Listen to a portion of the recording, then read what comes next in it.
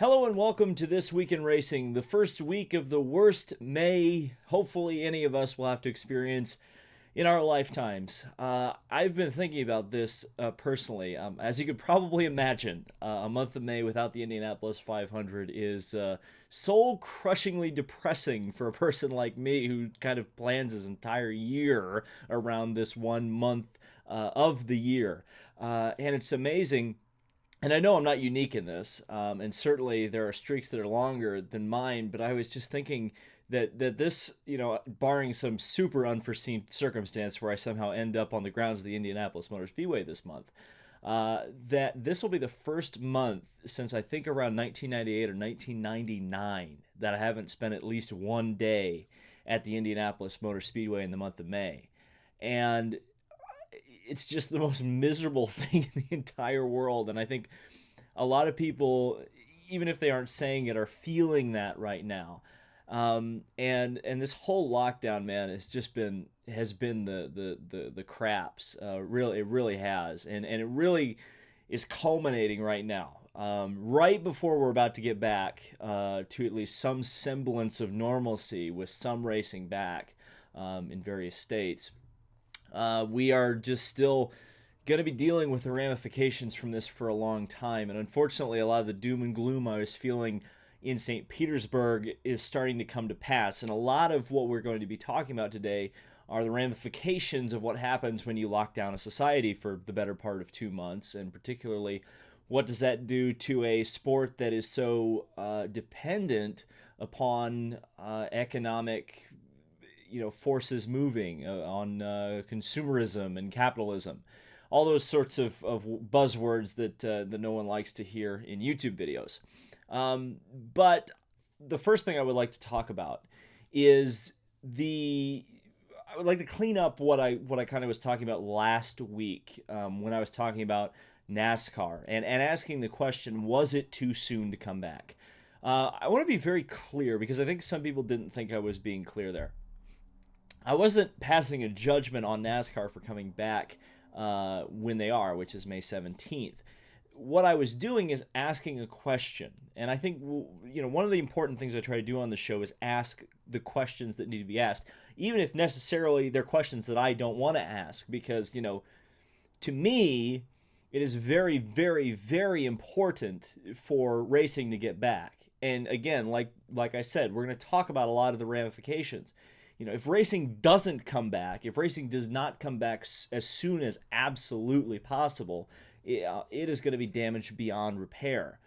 So from the perspective of racing, just our bubble, yes, absolutely. NASCAR needs to come back. IndyCar needs to come back. Formula One needs to come back. All these series need to be back, tomorrow at best. If they could possibly come back tomorrow, they need to, because ultimately the teams, the industry, the sponsors, the television, all of it needs to function, and it cannot function if the sport doesn't exist. I was just simply asking the question from the health perspective, or possibly even a morality perspective, even if I don't necessarily think that is immoral to start a NASCAR race again.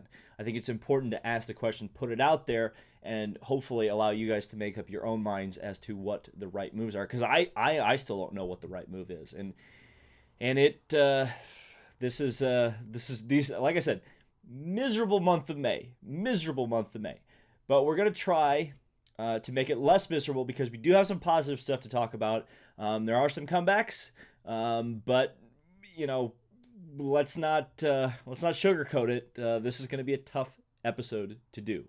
Kyle Larson will be making his return to racing this weekend at the Knoxville Raceway for World of Outlaws. He has completed his sensitivity training that is apparently able to satisfy both the World of Outlaws and NASCAR requirement, though Adam Stern has reported that Kyle Larson has not had his NASCAR suspension lifted yet. His suspension in World of Outlaws has been lifted, and he will be racing at Knoxville this weekend. And it's also worth noting from not so much a TMZ perspective, but more of a future prospects in NASCAR perspective, that Kyle Larson is selling both of his houses in North Carolina. So it may mean that he is not expecting to be a full-time NASCAR driver, at least in the short term. As we know, the 24 Hours of Le Mans has been delayed this year, and there are some ramifications already for American teams that were planning on participating in the Grand Prix of Endurance.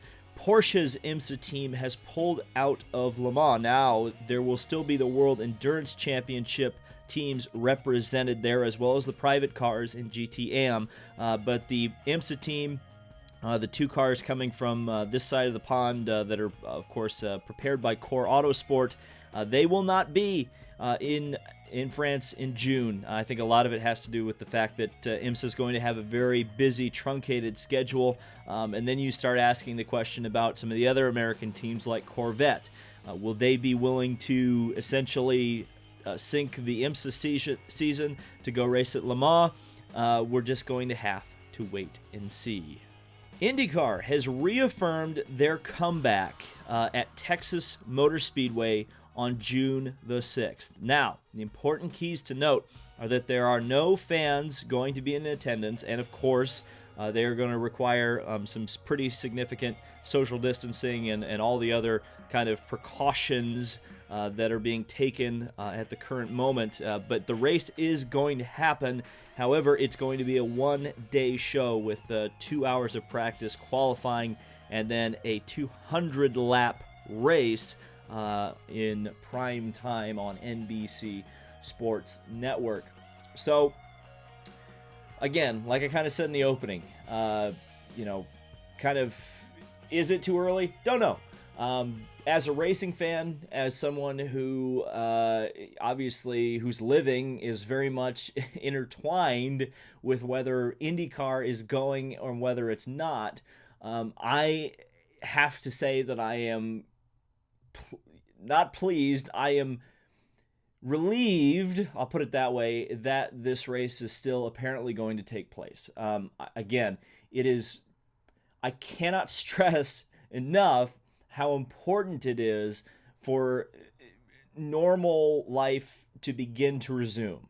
I know it's not going to get there immediately, but especially for some of these sports where you theoretically can social distance, you can be as safe as you possibly can be to a certain extent, I think you've got to go, because, again, IndyCar racing, it's so sponsorship dependent. It's so dependent on the television numbers that if you don't race for a year, if you don't race for 18 months, if you're waiting on a vaccine to go racing, you might as well just, shut the doors now and close the series, because it's just never going to be able to recover from that. Now, it does make me a little bit nervous. I'll just throw it out there. The one-day show, I understand why they're doing it. It's a cost thing. It's a PR thing, because you want to not have the teams all together for as long as they possibly can be, given the circumstances. Because again, if you schedule a 3-day event with a lot of testing, a lot of practice, and the teams are there, for 3 days rather than a possible one, and there's an outbreak in the IndyCar paddock, the series will get skewered in the mainstream media for that.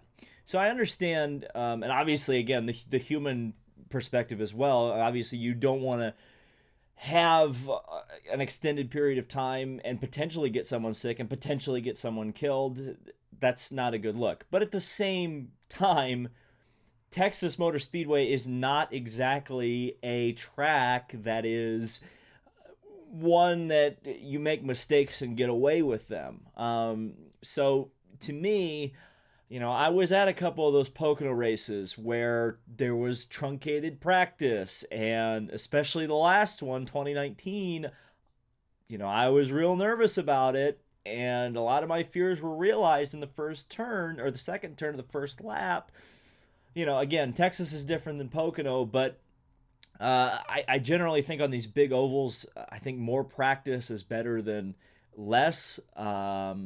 I don't know if a 2-hour session right before the race is enough time, to be honest with you. And again, if you get somebody hurt, whether it's COVID related or whether it's, an injury in an accident, Are either of those good PR moves? I don't know. But at the same time, like I've said, you've got to run. There's no option not to race.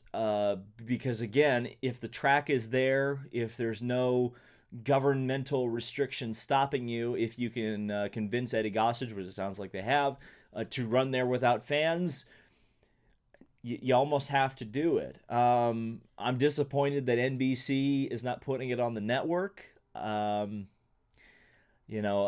had it explained to me by a couple of people in the know, and I understand that NBC would probably prefer that it's on the sports network because no one's going to watch the sports network if something is on the big NBC. But to me, why wouldn't you want a big TV rating? You would think that a big TV rating, for everybody involved would be good long term, because even if the rest of the races are on NBC Sports Network, you can almost treat the Texas race in prime time live on NBC as a selling point to watch the rest of the races on NBC Sports Network.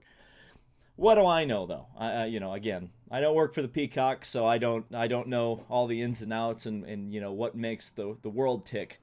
I just think that they're missing an opportunity there. That of course NASCAR is capitalizing on, and they're getting at least their Sunday races televised on network television. Oh well. But we do have to talk about NASCAR now, because there was some pretty big news, and it again is something that has lots of ramifications going forward. NASCAR announced today that they are cutting tracks out of their 2020 schedule. This is kind of the ramifications for the schedule realignment, where there are lots of double-header tracks, particularly at Darlington and Charlotte. And these are the tracks on the cutting room floor. Chicagoland has lost their one and only date. Richmond has gone down to just one race this season. And Sonoma joined Chicagoland as being a NASCAR track that does not have a NASCAR race of any kind this year. Now, this isn't as bad as it seems on the surface. Bob Pockrass reported that the TV revenue will still be split evenly amongst the tracks, as all of these tracks are owned by NASCAR themselves. But you have to say, first of all, I think you would not be able to get away with this if this is a Pocono. I think of a Pocono or a Dover or an Indianapolis, even though I wouldn't worry so much about Indianapolis, but independent tracks, or even SMI tracks for that matter, if those tracks start falling off the schedule, you're going to be in a completely different space. I think then you really need to hit the panic button, because then those tracks are in serious, serious trouble, because if they don't have a race, unless NASCAR has negotiated a contract with them or possibly will pay them some sort of a stimulus or severance payment, those tracks are really going to be hurting, because if they don't have that TV money coming in for a full year, a lot of those tracks rely on that so much. And I think that's where a lot of people, when this was announced today, got worried, because you think, whoa, Chicagoland, that's a track with literally one series essentially that races there. It's certainly only one major one. You look at Richmond, and at least they added an IndyCar race this year, again with no fans and potential really tight government regulations over in Virginia. You wonder if any races are going to happen there this year, but at the very least they'll still get, apparently they will get their cut of the TV revenue, assuming NASCAR gets a subsequent amount of races in.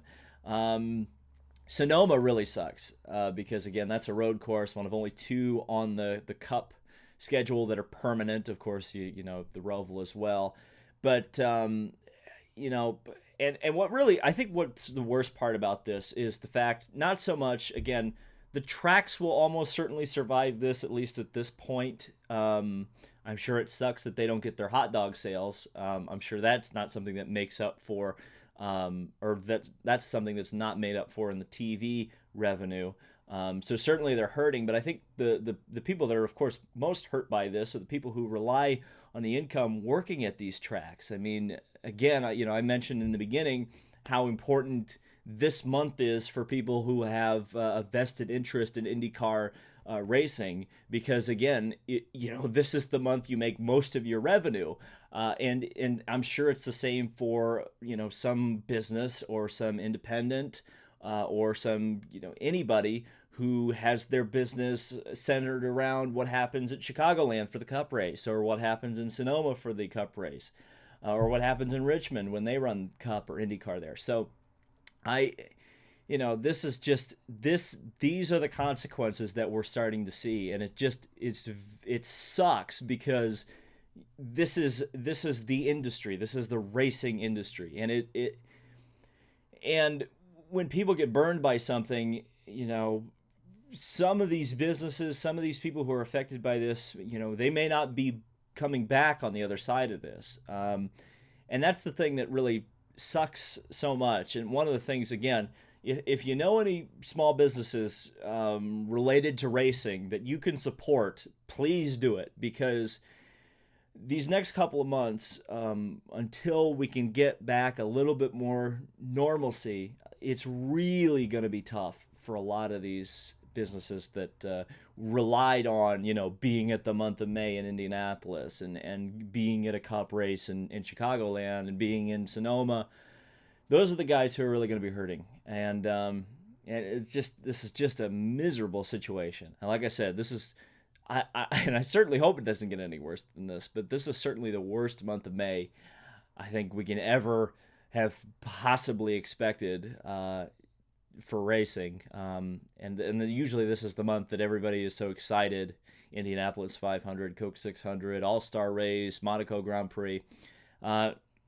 And none of it is happening. Well, I guess the Coke 600 is happening, but it's definitely going to be different. And that's, I guess I'll leave on this. I think it's going to be really helpful for racing to have things come back, to be able to. I think that NASCAR race, credit to NASCAR. I think they're really going to benefit from being the first sport to come back. I think a lot of people are going to be, in a lot of ways, it's going to be like, somewhat, I don't want to invoke Dale too much here, but I think in a lot of ways, people kind of rallied around NASCAR post February 2001. And I think in a lot of ways, that's probably going to happen here as well. If NASCAR is some sort of a nation healing event where, everybody gathers around the TV and watches the Darlington race, I don't know. It could re-spark that kind of mainstream love for NASCAR. I don't know. We'll just have to wait and see.